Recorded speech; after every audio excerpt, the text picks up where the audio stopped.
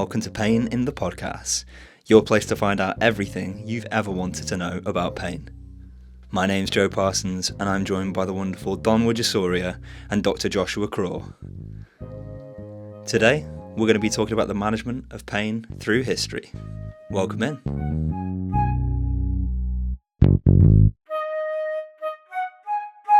Hello everyone, and welcome to episode 1 of Pain in the Podcast.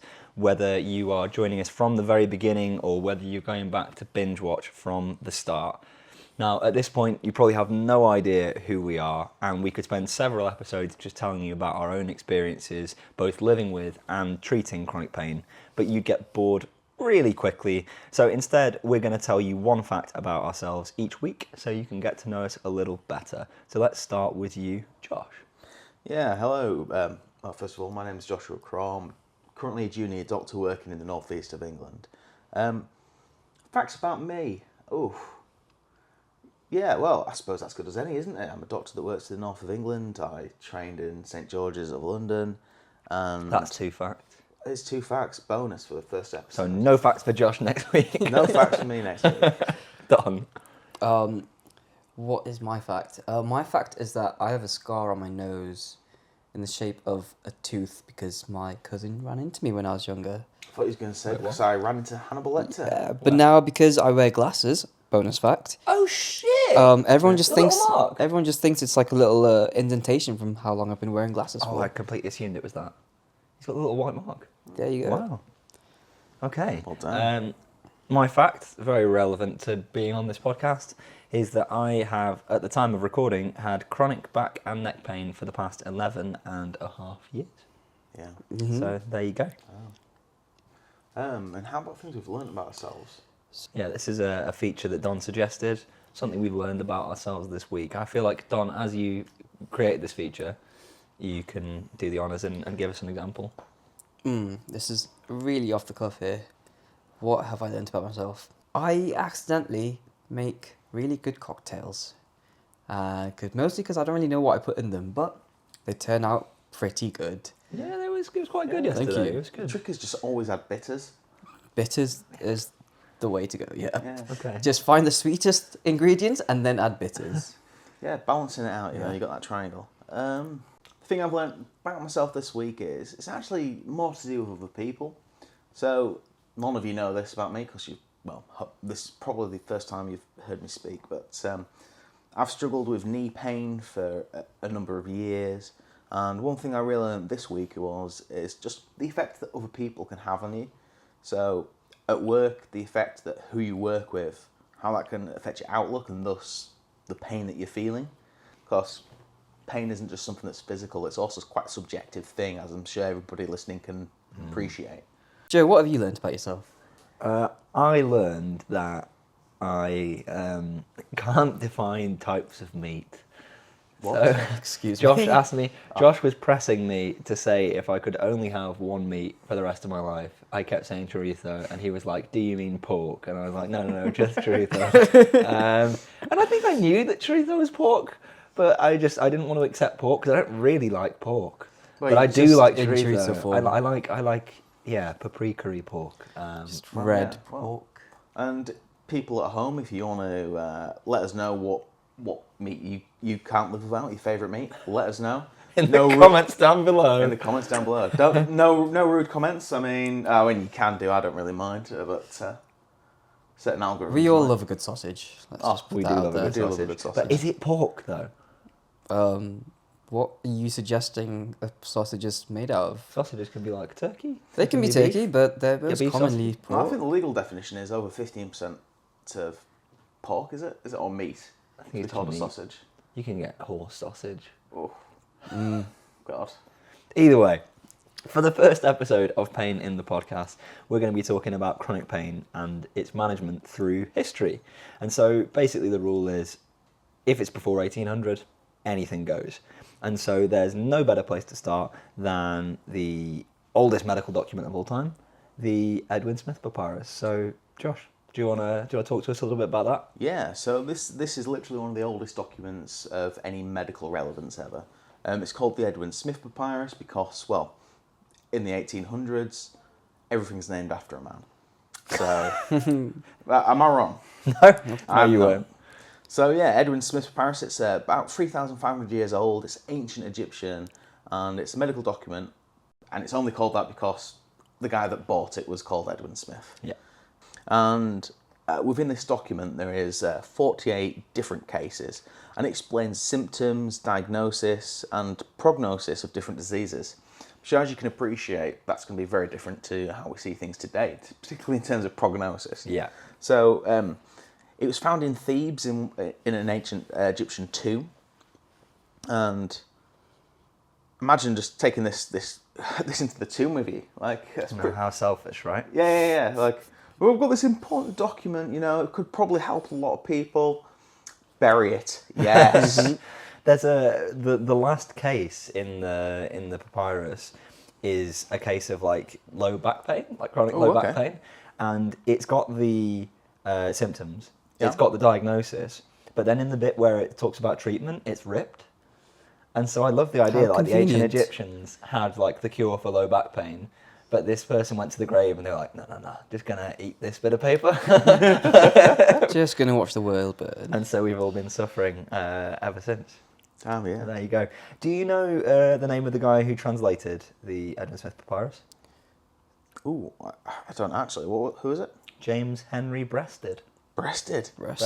And also, funnily enough, Edwin Smith Papyrus is the first place where we see about breast cancer. They talk about surgery of cutting out a tumour in the breast. Ooh, 3,500 years ago. Yeah, they still knew if there's a lump, cut it out. Wow. So there you go. For the record, my background is working in breast cancer, so I'm not as stupid as I sound. Or maybe I am. I wonder what the screening procedure was like back then. Lump, cut, good. Just feel around. Hope they don't die. Well, what's really funny, talking of like lump, cut, good, to make sure that you got better, like, after a surgery, normally we'd have like antiseptics, we like put dressings on it. In this papyrus, they suggest that you just put fresh meat. Just like smack it onto the wound, fresh meat. And fresh, not dirty, not old meat. Fresh meat. Okay. Fresh meat. Obviously, well, you can't put dirty meat on a wound. Come on, these guys have standards. And then they said that if one of the cases was a cheekbone fracture, so they said to wrap fresh meat around your face until the swelling goes down. So I guess, by the end of it, the meat's probably not very fresh. No, do they have any preference on the type of meat? I don't know. It's the sacrificial lamb. Not specified type of meat. No. Oh well. Actually, if you look into this papyrus a bit more, there's one that actually really takes my interest, which was a wound within the temple, and it was treated with grease, honey, and lint every day until it recovers. Okay. So actually, if you look at some of our wound dressings, we actually use medical grade honey. Oh wow. And this is surprisingly cutting edge not cutting edge, but it's modern medicine that we saw over 3,000 years ago. Honey bandages. Yeah. And, yeah. That's really cool. Well, when you said medical grade honey, I just pictured little bees buzzing around with lab coats on. Oh yeah. How adorable is that? It's like the Bee Movie. It's like, for God's sake, Jim, this honey's not good enough. Throwing jars against the wall. Josh, I've got a question for you. So I kept this in my own notes, just in case you guys hadn't seen this case. One of them is a cervical spine injury, right? So Okay, yeah, cervical spine. I'm listening. Yeah. Do you want to tell people at home what cervical spine is? So your cervical spine, it's effectively what connects your skull to your back. There are 6 vertebrae. See 1, 2, 3, 4, 5, and 6 in descending order from top to bottom, and it's essentially your neck. Cool. Okay, so there's this injury, and it says, if the middle vertebra of the back of the neck is dislocated, ejaculation arises from the penis. Wow. That's a direct quote from the papyrus. How exciting. And do you know the science behind this? Like, why would, if someone breaks my neck, am I going to be like, we're so good? Well, I guess it depends who's breaking your neck. You mean if it's like a kink thing? Yeah. Well, I mean, typically it's the nerve roots around like the sacral spine, sort of down there that are sort of like sacral spine, lumbar spine that would sort out, innervation around the genital area. So I can't imagine ejaculation. Maybe they were just close when they broke their neck. Yeah. Who knows? Maybe they're just edging. Oh gosh. This Oh, is not gosh. that kind of podcast. If you Yeah, tuned yeah. in for that, I'm sorry to disappoint you. We have a Patreon, not an OnlyFans. But that's not the only papyrus, right? I don't think it is the only papyrus. There are many papyri. Papyri? Papyri? Papyri. Papyri. Papyri. Papyruses. I don't know. Yeah, I mean, there's what's the other one called? Is it the Ebers papyrus? Yeah, there's Ebers papyrus, which is a little bit newer. That's just under 3,500 years old. Oh, wow, nice. So pretty similar in age. And in that papyrus, they talk about, like, I'm less interested in the medicines that they talk about or that they suggest. I'm more interested in what they dissolve the medicines in. Okay. So they gave the remedies either like ground up or dissolved in beer, milk, or water. Okay, yeah. Right. I mean, you've got to use a solvent, I suppose. Yeah. But they're very specific. So okay. there's the milk of a woman who has borne a son. So, okay. There is water from the bird pond. Ooh. So you're like, yes, please, could I have an aspirin? But please, only dissolved in water from the bird pond. Why is that more common than the milk, I assume? I don't imagine. know. How do you even find the milk of a woman who has born a son? You just like, have you had a son? I'm like, yeah. I'm like, all right, okay, just wait there for a second. You're breastfeeding, give me your milk. Oh, wait, it's a girl, never mind. But the best one, there was the best water was the water in which the phallus has been washed. Oh, no. So the doctor's just like, oh yeah, I need a special kind of water to dissolve this one. Just give me a second, I've just got to go in the bag. And this is ancient Egypt as well. That's over 3,000 years ago in the beating sun. Oh, that's going to be Oh, messy. it's going to be It's so going to be wetty. dirty. That's a lot of that's unpleasant. sodium in there. Gosh, wow, men were really obsessed with the phalluses back then. Yeah, that's what I still are. I'd argue they still are, They yeah. still are. Are there any other weird things in that Ebers papyrus? Like any other remedies that might find useful today? Well, what you're going to learn throughout this episode is that all of the ancient kind of the classics, the ancient Egyptians, ancient Romans, ancient Greeks, they all used opium. Right? That's not new. Oh, love a bit of opium. We're all using opiates back then, and it's still pretty common today. But there was a mixture of opium and, I quote, fly dirt, which is on the wall, and you would give that to soothe the crying child. So I like the idea that they gave them the opium, and they were like, just need something else. Can we just define what fly dirt would be?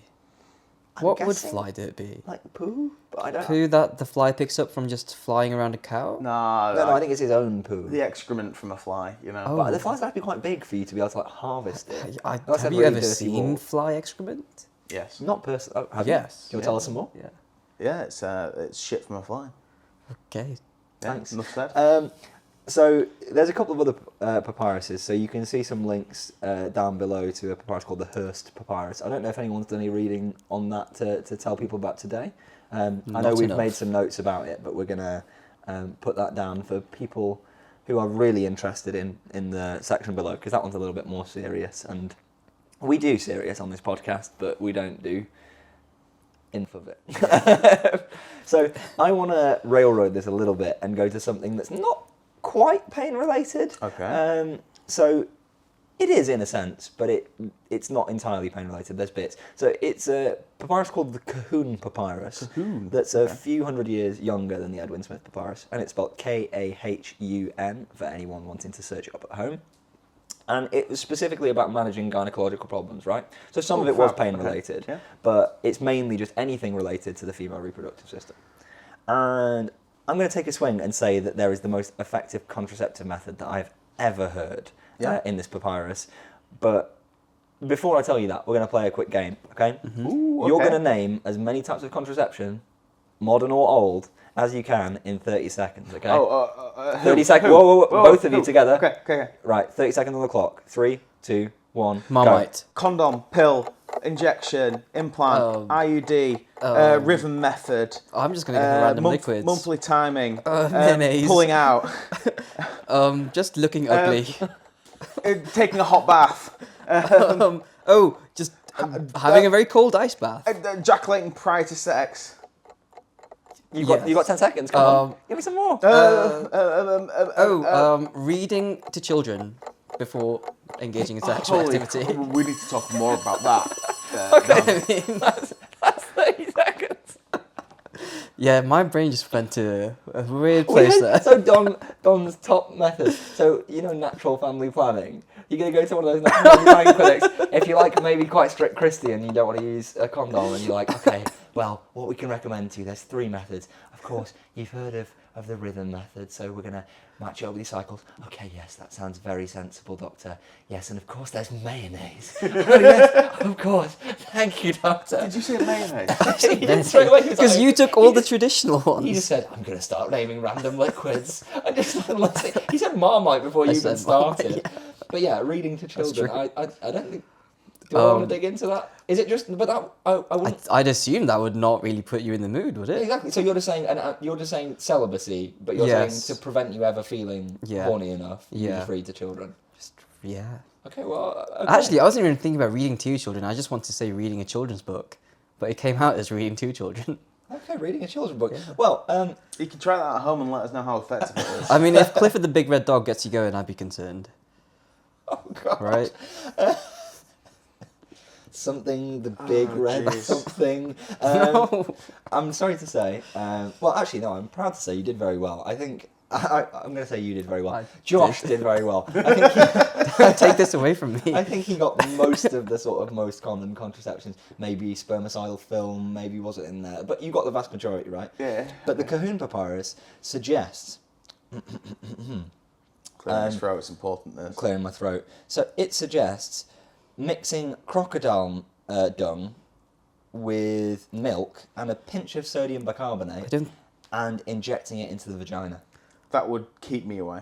I don't think crocodile dung should be the thing. I think just any kind of dung in general would do the trick. Come on, the Egyptians knew their stuff. They tried all the dungs.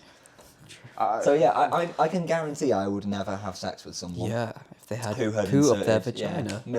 milky sodium bicarbonate poo. Think about the trauma that you'd have to go through to get that dung. Just think about the BV. Like, women of Egypt circa 4,000 years ago, I'm sorry. On behalf of doctors everywhere. Well, to be fair, the problem is they probably didn't survive much longer after using that type of contraception. So it did they? worked then. It did. Yeah, the population was kept very low. Maybe jeez. if we were all encouraged to insert crocodile dung into places that we use for sex, then our population control would be better. Egyptian, you just should have used Marmite. It's a lot better. You can get it in a jar. There's no crocodiles to fight. Yeah. I mean, how would you even get the dung? Do you have to wait for the crocodile to go away, or do you go and forcibly take it from the crocodile? Yeah, I don't think you're like arse Also, milking a crocodile. where does a crocodile go to poo? Is it... Because it's amphibious, right? Yeah, I'm assuming that they don't like have a spot. Do They they swim back upstream. Poo to in the same water spot. or Well, off on land? If it was an alligator, I'd say it goes to the bog. Very good. That's number one. I think that's probably the one and only swamp joke we're ever going to have in this podcast. Yeah, I saw my shot and I took it. Nice. Shall we move on? So, I mean, we've been talking about alligator poo, crocodile poo. Mm-hmm. Are there any other methods that the Egyptians like to use to sort of cure pain? So there's the... I'm not really sure how to say this. I'm going to say okudu. I think we can say octu. Octu? I think we're I gonna, think it's octave, yeah. I Yeah. mean, if you speak ancient Egyptian, please write to us. I'm more than willing to take notes on our pronunciation. yeah, octu. The Octu principle, where the ancient Egyptians, around 2500 BCE, believed that pain could be ridded from the body through removing urine, stool, sputum, or clotted blood. Is sputum just saliva? Yeah, it's like the Just like mucousy phlegmy, secretions. okay. Yeah. This is why most ancient Egyptian pain therapies, including the enema, lovely stuff that, the belief that pain being held in the body, in bodily fluids, is known as octu, and so that's where the word comes from. Oh. So it's a bit like balancing the humours in like pre-Victorian era. Yeah, it's just like purging certain fluids to make yourself feel better. Yeah. I mean, Yeah. like there are some sort of treatments that we use nowadays. For example, there's something called fecal transplant. Have you guys ever heard of this? Yeah. No, I've not, no. My Oh, cousin's a gastroenterologist, so he talked to me about this. Yeah. So for the people that don't know At the dinner what, table. say, At dinner table. a fecal transplant is, let's say that you've got an infection in your bowel that's completely resistant to antibiotics. What you can do is you can cleanse the bowel, and then insert some high-grade feces How From again, someone else. from somebody else. How are you Yeah, sourcing? you get, Okay. you So get you- stool donors. You sample it, you see the stool, you see that it's got some good bacteria in it. How much do you put in? Not that much. Okay. No.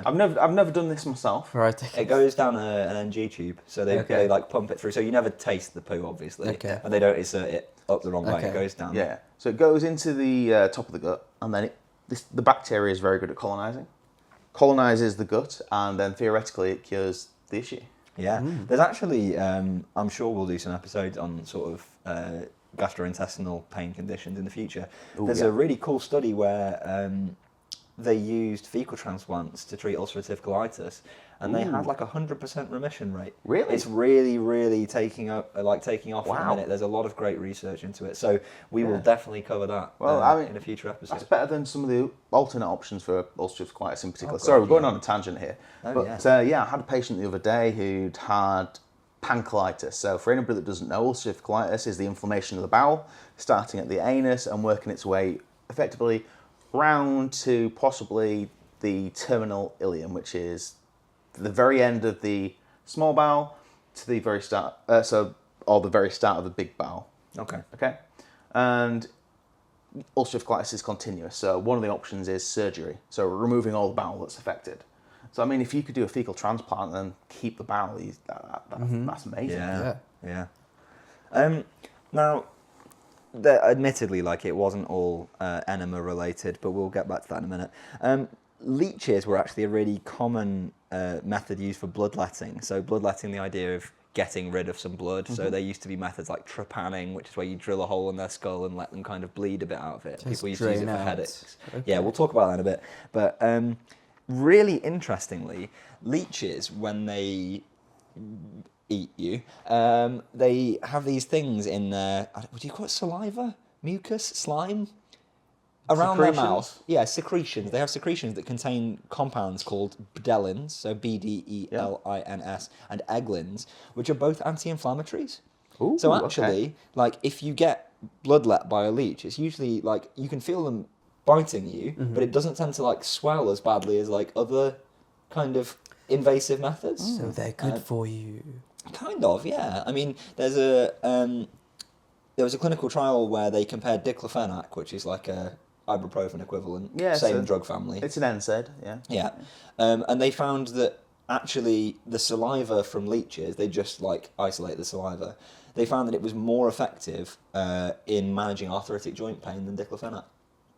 Wow. It's only in one study, so obviously, like here, we try and give you the best Yeah. possible evidence. We try and tell you about sort of the quality of the papers. We put all the references on our show notes, but it's really interesting. Yeah, How do so they really- administer that?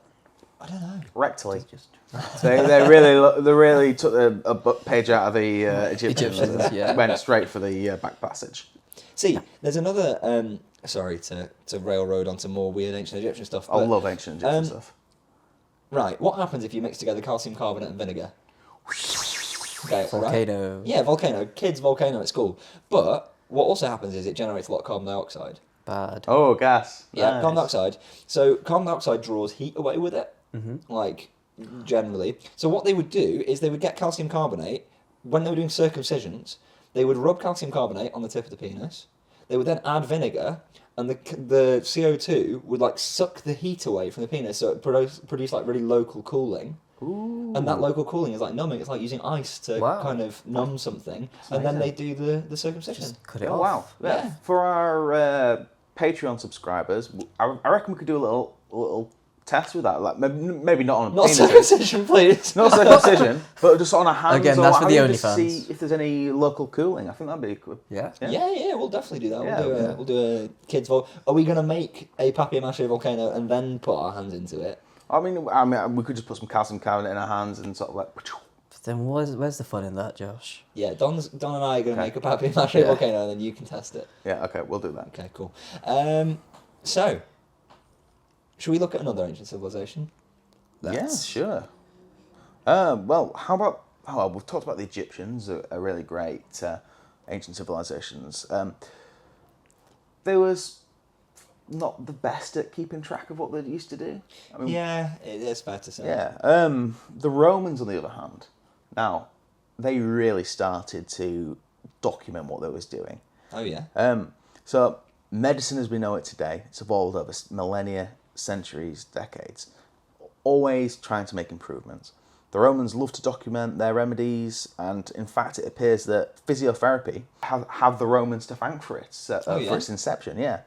So Roman, I'm using this word quite loosely, physicians would prescribe different exercises. So that includes things like calf raises, sit-ups, press-ups, and pelvic tilts, depending on what pain you had. Really? Yeah, absolutely. Oh, wow. And not only that, though, after you've had, you've worn yourself out with all your exercises and you start to get that muscle ache, they'd actually use temperature therapies as well. Oh, yeah. So that involves a lot of heat and cooling. So, like, we see that in sports medicine today. Yeah, so, elite athletes using ice on their knees after they've played sports. Yeah, so if you're a soccer player, if you play American football, baseball, basketball, anything. Yeah. Doesn't matter what sport, rugby, it's useful in like gaining on your muscle recuperation. And I actually find it quite interesting. It was all about what have we tried that works. And yeah. Even if it's anecdotal, let's keep pushing it. Even if it's anecdotal, this seems to work. We'll continue to mess about with it, have a go, improve it over time. And that's really how modern medicine's developed. I mean, those things that have worked back then, so the heat therapy, physiotherapy, that's modern medicine. Yeah, So true. I say this a lot to my patients, which is like homeopathic remedies, blah blah blah, all those sort of complementary therapies. What do you call a complementary therapy that works, Joe? What, placebo? No, I'll tell you. Complementary therapy that works is called medicine because we use it as medicine. Yeah, no, that's true. Anyway. Even if it's placebo effect, if the patient gets better, that's the important part for you as a clinician, right? Oh, yeah, absolutely. I mean, we look at outcomes, don't we? Yeah. Can I quickly talk about electricity? Ooh, yeah, sure. I mean, hopefully this podcast's getting a bit electric, but we'll see. Spicy. Yeah. So, have you ever heard of TENS machines? Yeah. No. So, transcutaneous electrical nerve stimulation. So it's where you put those little pads on your skin, Okay, and it gives you that like buzzing electric sensation. And it's to do with the gate control theory of pain. It's meant to like overwhelm the pain sensation so that you don't feel as much pain. Right. They use it a lot in like pregnant women. Yeah. We'll talk about it in a future episode. We'll do a whole episode on electric therapies. But like electricity has been really commonly used in pain management throughout history. But it started off actually in Roman times. There was a doctor called Scribonius Largus. What a great name. Yeah. If there's any ancient Latin speakers in there who want to pull me up on my pronunciation, then crack on. But there are no living first language Latin speakers, so I'm going to say it how I want. Yeah. Scribonius. So what he used to do was he would get people with chronic headache and he would strap a torpedo fish to their head. Oh, so that's God. like an electric eel, right? So you touch it and it electrocutes you. And so he would just tie it to their head. And then there were two options, right? He would leave it on your head until the headache went away, or the fish died, or both.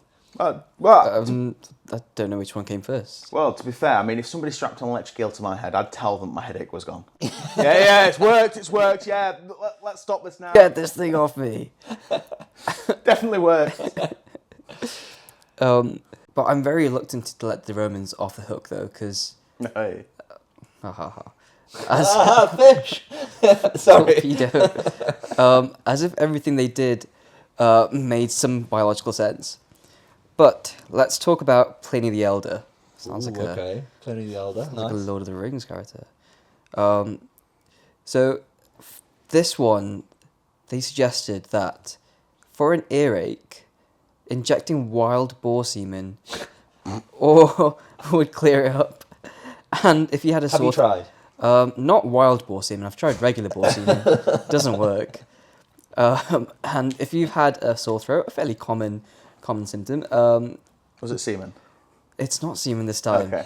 It is closely related, though. It is lynx urine. Just drinking lynx urine. Oh, yeah, I mean, that's what I do, just go down to the local spa, grab a cold one. Good old cold lynx urine. Is this Medicina Antiqua? Is that this? That is the one, yes. Okay, that's the thing that he wrote, okay. Yes. So, there's a translation of this. So this came back into fashion in the 13th century in Austria. There was like a renaissance of where they brought back loads of old Roman medicine, and some of it made sense. Why? Just because they were like, oh, these guys seem to have a good idea, so Okay. let's bring it back. And so this translation has one of the cases that's not in the original document that they couldn't. So we're assuming that it was genuine in the original document, but that we've just lost it over time. And it says that and I quote, "The pain of teething in small children can be alleviated by touching the teeth of a live horse, but care should be taken that the horse does not bite the child." It's like, Oh wow! So teething. So what you got a kid who's effectively an infant. Yeah. And getting them to try and touch the horse. yes, The torches, the With the hands, horse's with the teeth. with their hand. No, they touch it with their hands, and it cures their teeth. Obviously, come on, Josh. I mean, You're a doctor, Yeah, Jesus. that was week 1 of medical school. There's also one. Sorry, there's one about kidney stones. Anyone who's had a kidney stone, like I know that my brother has, and it was excruciatingly Terrible painful pain. for him. So apparently, if you had kidney stones, what you had to do was take a kidney stone from someone else. Had to go and collect it. Go knock on the doors. Anyone got any of their old kidney stones? And then you had to like tie it on a string above your pubes, Oh no! and then your kidney stones would go away. Wow. What if you clean shaven? All that cosmic energy. Well, I don't know. If you're clean shaven, I don't know. I don't know if it's cosmic energy, but apparently it worked. that Well, sounds I'm magical. gonna have to try it. I mean, I have a kidney stone lying around. usually I'd refer to urology, so I'll just try with the kidney stone. Yeah. Just Josh breaks into the urology department and steals a kidney stone, and he's like, "I'll never miss this one. It's only one of them, isn't it?" Comes onto the ward, and they're like, "Yeah, I know you've been really struggling with your kidney stones, but we've got this really, really advanced therapy. So I'm just gonna tie this above your pubes." Oh god, I definitely get struck off. Oh yeah, Oh, so 100%. fast. So Um, fast. And if that doesn't work, Yeah. there's always the option of eating the neck of a dog. What? The neck of a dog or the loins of a lion. Ooh, loins lion of a loins. Loins Lion. of a lion, I yeah. like the alliteration. The lucky lion. Lion loins. Lion loins. Adam Kay, the guy that wrote "This Is Going to Hurt," used to be in a comedy medicine duo called Amateur Transplants, and they did a song called "The Loin King," which is like a dirty parody of the Lion King. It's worth a listen if you want to have your childhood memories ruined. I for one do not. Okay, cool. I love that film. Yeah, I was What, just the Lion listening. King? Well, that as well. Cool. That would scar a lot of kids. Well, I mean, we've talked about the Romans. I mean, if you're from Britain, like the three of us are, in school we got taught a lot about the ancient Greeks. And actually, in medicine, in particularly medical school, we still get taught a lot about Greeks and like Socrates and the Socratic method, which is how we actually learn. Yeah. Are there anything else that the Greeks did in terms of medicine that we've had a look at? I mean, so there was Galen, is a very famous Greek physician. He lived in the 2nd and 3rd centuries AD, and he did a lot of dissections. And basically, he told us so much of what we know about modern anatomy. Like he's the first person to really, at least to record what he found, and to, rather than just being like, the brain is probably in the stomach, and the old thing about hysteria where people used to say that women's wombs moved around their body and strangled the brain and prevent oxygen to get into it and That making them explains hysterical.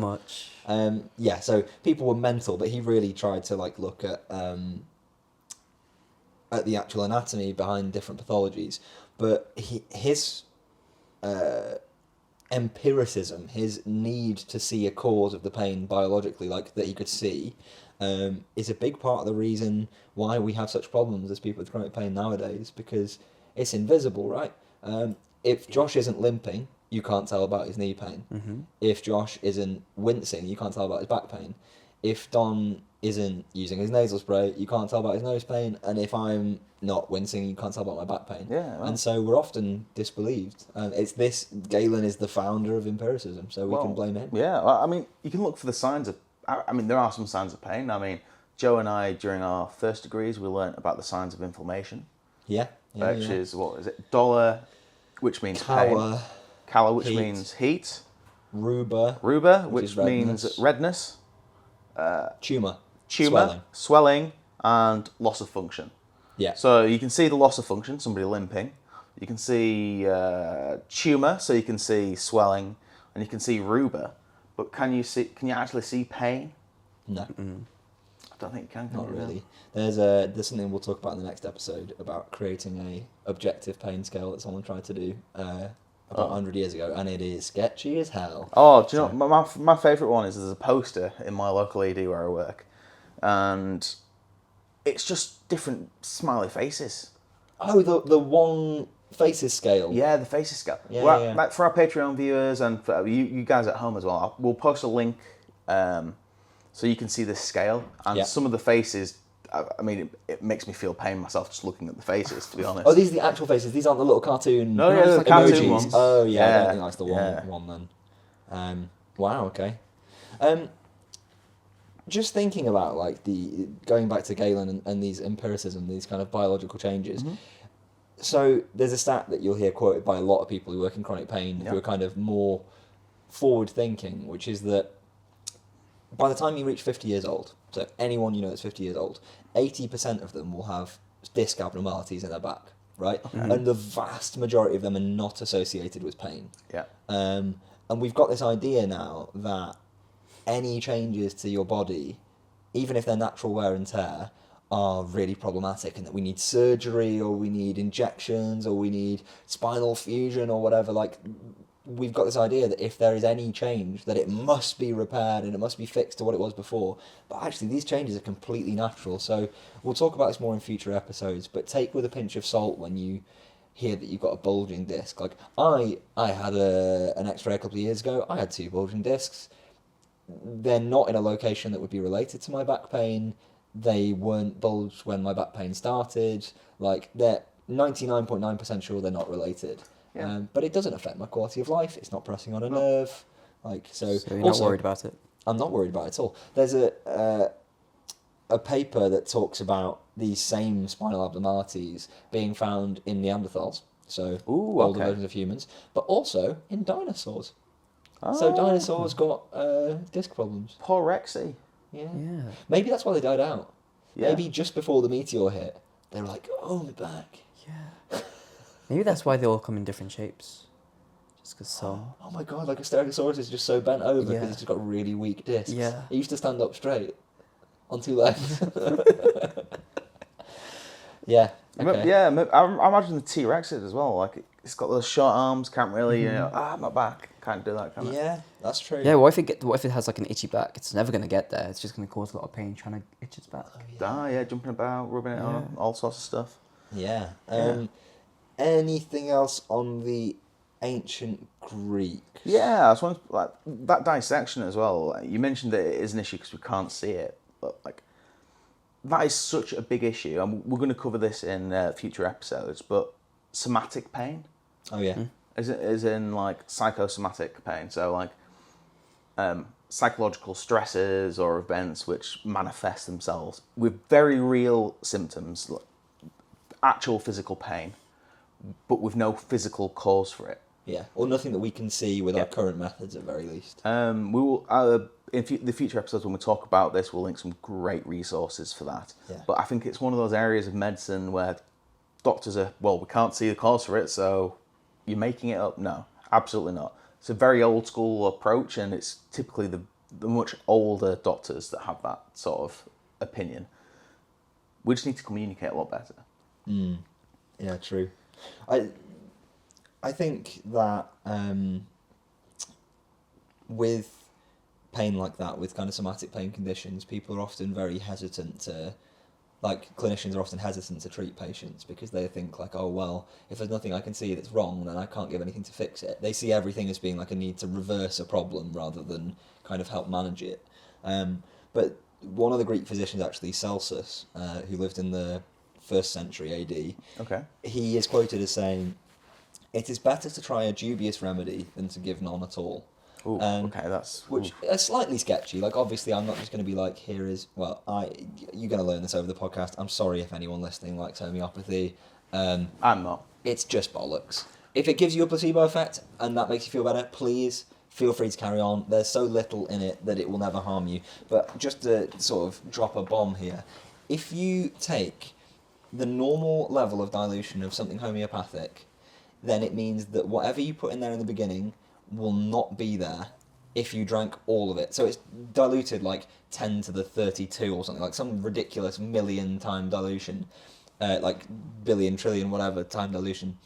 And there is no atom in the universe that is stable enough that it would still be there by the time that you had drunk all of that water. Yeah, I mean, I remember a comedy sketch which is, homeopathy, the thing that's hurting you, dilute it down. So yeah, I got hit by a red car, so let's get a bit of that red car paint. Yeah.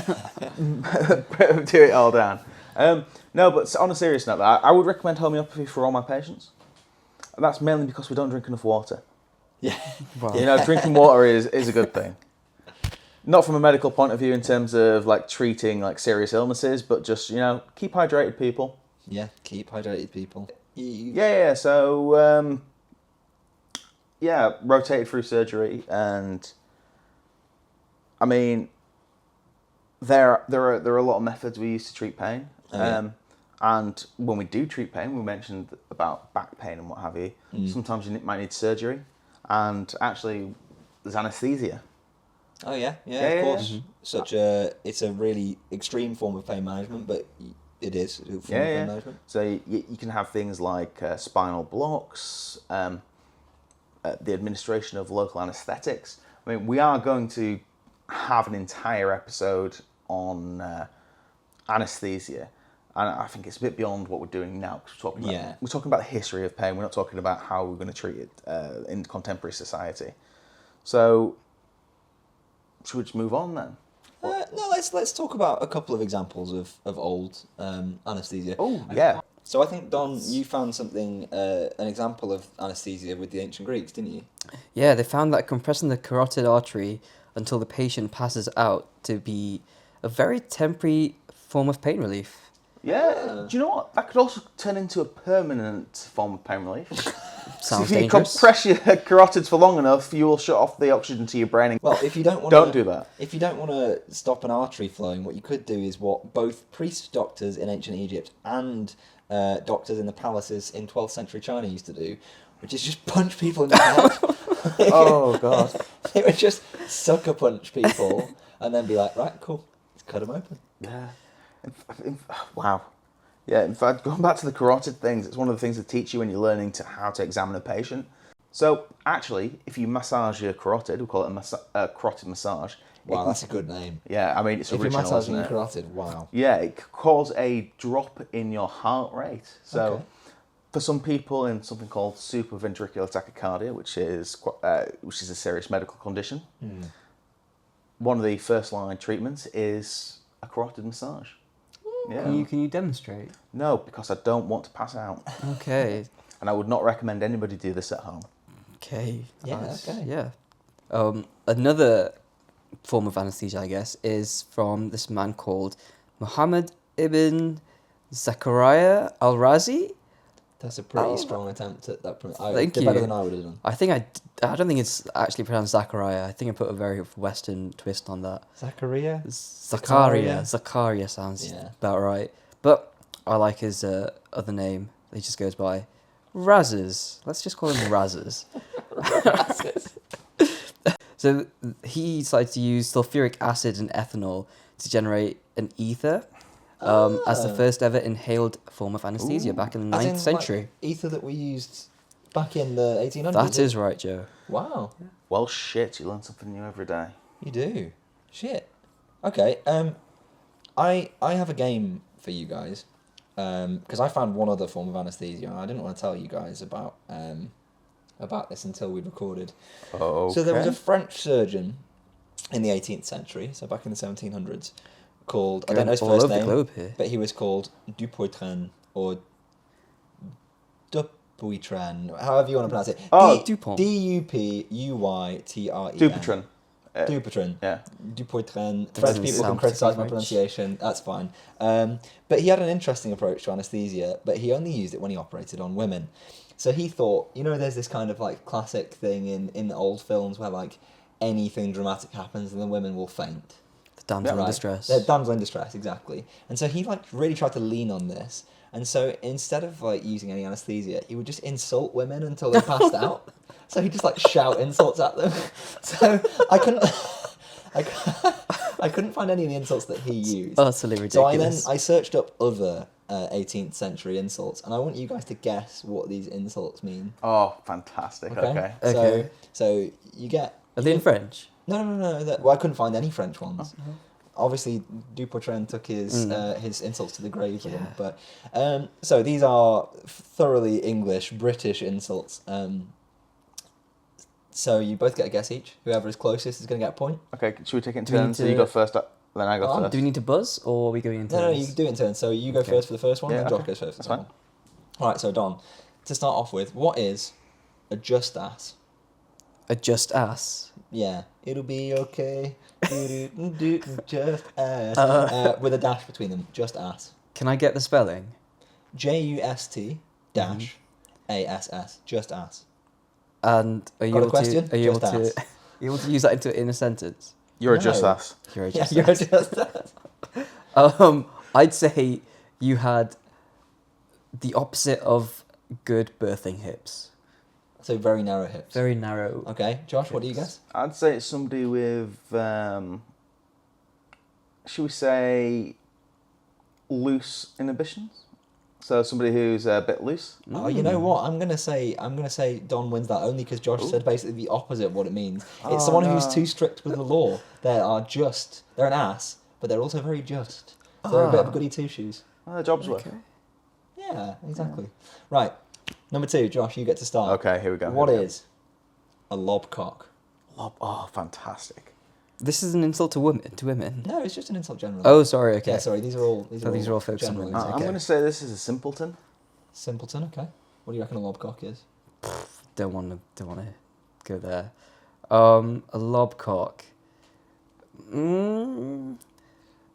Someone who's overindulgent with seafood. Ooh, I'd actually like to have a second guess. Is this replacing your first answer? I'll Ooh. accept it if it replaces it, but you can't have a second Okay, guess. I want. Actually, no, I want to hear your second guess. My second one was I was like, do you know like a stopcock, right? But a lobcock.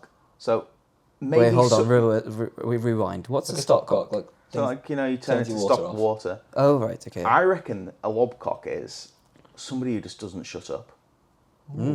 It's actually a large flaccid penis. Oh. really is. It That one literally was where it was. That one's down the line. Say what you see. So just say what Just a you see. large one. Just a large Oh, penis. I thought it would have been like And flaccid. off to the side or something. I don't know I why. don't know. Who knows? Right, Don, back to you. Puff guts. Yeah. Okay. A bit Back to you, puff guts. bit insulting there, Joe. Puff guts.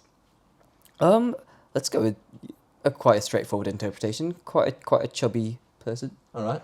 Yeah. What are you guessing? I'd initially think about somebody who can't shut up talking, but I'm gonna go for like a name for somebody who likes to tipple too much. So maybe an alcoholic. It's a fat man. Ah. If you're out of breath, you're a puff guts. You're like, oh. Yeah. It's like you're gassed. Don's smashing this. Yeah, it's Don 3-0 up. No. The second one, I don't think anyone got a point. Yeah. No, So no it's one just thought about a 2-0 penis. 2-0 Don after 3 Damn. questions. So, Josh, you've only got 3 questions left if you want to beat him. You've got to get them all. I'm very competitive. Another fact about Josh. Right, Josh. So, 2 weeks without a fact for you. Josh, what's a shag bag? With a dash in between. A shag dash bag. I'm sorry, this just seems like a Australian phrase from the 1980s. Oh, yeah. Now then, shag shag bag. bag. Right, shag bag. Oh, a shag bag. Ugh. These were both terrible attempts at I Australia. think this is a really unkempt elderly lady. Okay. Elderly, okay. What do you reckon? What is a shag bag? I'm going to go for a very literal interpretation and just call it a very loose bag that you take to the market on a Sunday. You think that's an insult? So if I called you a bag for life, you'd be like scarred. You bag for life. I only serve one purpose. Right, well, I think Don's gonna... Josh doesn't gain a point for that, but Don does lose one for such a Okay. terrible answer. It's a man with no spirit, so someone who can't stand up for themselves. So now it's back to 1-0 Don. Oh, that's, So it's all to play for. 2 questions. Have I done that to make it more dramatic? Maybe. Possibly. Who's first? Don, you're first this time. What's a flapdoodle? A great word. Or 2 words. No, it's one word. Is it one You were word? right, yeah, flapdoodle. Great word. Flapdoodle. Mm-hmm. Spelt F-L-A-P doodle. That's correct. It's spelled flapdoodle. FLAP doodle. I see. Instantly, I just think of a dog, but that's probably not right. Can confirm that is very wrong. You're a flapdoodle. What does that evoke? I'm a bit stumped with this one. I think it's just. I'm going to go back to what Josh was insisting about a person not shutting up. Okay. You reckon it's like flapping? Like, Yeah, just start I'm- flapping your I'm- doodle. I'm going to say it's a slang term for female genitalia. Oh. Oh no. Oh, no. Oh no. It's a man that can't get it up. He's got a flappy doodle. I'd go with flapnoodle. Hey! Yeah, Okay, that's good. Right, so we're at 1-0 on after 5 questions. So we've got Josh. This is for a draw. Oh, God. Right, so you get to go first. You're never going to get this one, but let's see how close you get. What's a mutton shunter? Oh. I feel like I've heard this before. If you have, you've been to some weird places on the internet. It took me a long time to find these insults. No, I've definitely heard a mutton-related Is it insult before. somebody that has relations with a much more mature person? Okay, Yeah. Oh, that's quite a good one. I said that in a polite way. you That's did. quite a You good did. one. Mutton chunter. Shunter. Shunter. Mutton Not shunter. not a Someone who mutton, shunts the mutton. not a mutton chunder. Yeah. Someone who shunts the mutton. Oh, that was quite a good one, Josh. I think if I get it bang on, I should get 2 points. I'll give you that. Yeah, if that does happen, you can have your 2 points. Mutton shunter. I think this is just someone who's just a bit too friendly with animals. Oh, they are literally shunting the mutton. Oh, God. I No, hope that's not right. unfortunately, it's a policeman that arrests prostitutes. So the prostitutes would like shout at them. They'd be like, "Oh, you mutton shunter!" So Okay. there you go. Wow. I don't know where they got the word from, but that's Yeah. what it's called. So That's almost insulting themselves, really. Yeah. Are they mutton dressed up as lamb? I don't know. Are these old prostitutes? I don't know. The article didn't go into that much depth. Wow. But if you want to read it for yourselves, as we always say, all our references are in the show notes. Yep. Wow. Okay, yeah. So a mutton shunter. That's Mutton that's shunter. wow. Yeah. That's a new So one for me. that was my Yeah. last insult. So the first challenge we can have. Oh, we okay. have a Right, score- on we our have social a media, scoreboard, we're gonna yeah. have a scoreboard. Yeah. Let's do this. Every game that we play, we'll have a tally. So it's 1-0 to Don. Okay. Use the quizmaster then. So I suppose we have to be quizmasters moving forward, right? Yes. Yeah, we'll take it turns. Yeah, We'll yeah, take it yeah. turns. We need to make it even. Yeah. So yeah, 1-0 to Don. Are we going to do it 1-0 per game, or are we going to have a running tally? No, of... no, 1-0. But if you win the whole game, you get 1-0. Okay, done. And Don only won by 1-0 anyway, so it would make a difference. I gave him a point, Either way. although he didn't get any points. Okay, so we're coming to the end of part 1 with this episode. We're going to have a little feature which is going to appear every week on the podcast, and that is our book review. So we've all read lots of books about pain, and these are sometimes really good places to learn more about pain, learn about how you can manage your health, the health of your loved ones if you're maybe a carer, or if you don't have pain and you're just listening to this because it's a great podcast, then you can learn to have a little more empathy for those in pain. So today we are going to talk about Explain Pain by Lorimer Moseley and David Butler. It is a wonderful graphic illustration book with small bits of text that just beautifully explains like the basics of chronic pain. Like, it's a really, really great book. Lorimer Moseley is one of the most famous pain researchers in the world. He has a website called Tame the Beast, where he talks about a lot of this content for free. And so I would say, as far as a pain book goes, if you're new to the world of learning about pain, if maybe you've got pain or you've just never really considered it before, something to learn about, this is a 10 out of 10 book for you to have a look And I give it a 10 out of 10. Well, a 9 out of 10 for the cover art, because it is the most abstract thing I've ever seen in my life. Some Yeah, it's quite beautiful, spectacular. very unique art for sure. It looks like a cyborg Popeye the Sailor Man doing contortionism with an X-ray machine. That's all I'm going to say. Look at it yourself. I've never seen a more accurate description of that. Yeah, Of that cover. Yeah, and as well, if you want to see more of Lorimer Moseley and his stuff and David Butler stuff, they do loads of talks on YouTube. So we'll link some in the comments below, so you can go and explore a little bit more. Yeah, and if you go over to there, if you want to just try to poach some listeners and viewers and send them over here. Yeah, please do. If you Tell go them in where you YouTube saw us. comments and just say, wow, I found this really good podcast. I mean, it wasn't that good, but you know, it filled the time. Also, comment if you've got any more games that you'd like us to play. Oh, yes, please. Oh, Yes. we are 100%. We're open. all fairly competitive people, and I think it would be quite fun to just watch us go at each other's necks Yeah. with all these games. Yeah, agreed. Fantastic idea, yes. Agreed. So, with that, we're going to wrap up part 1 of our pain management throughout history episode, and the very first episode of Pain in the Podcast. Woo! Yeah! If you'd like to learn more, you can see all our references in the show notes, and like all good podcasts, we've got a Patreon. Patreon. What's a Patreon, Dom? We've got a Patreon! A Patreon is the magical land where you can see bonus content like uncut episodes, behind the scenes footage of me just chatting shit, and some great content with world leading pain experts. So subscribe, and hope you enjoy it. And with that, we will see you next time. See you next time. Bye. See you later.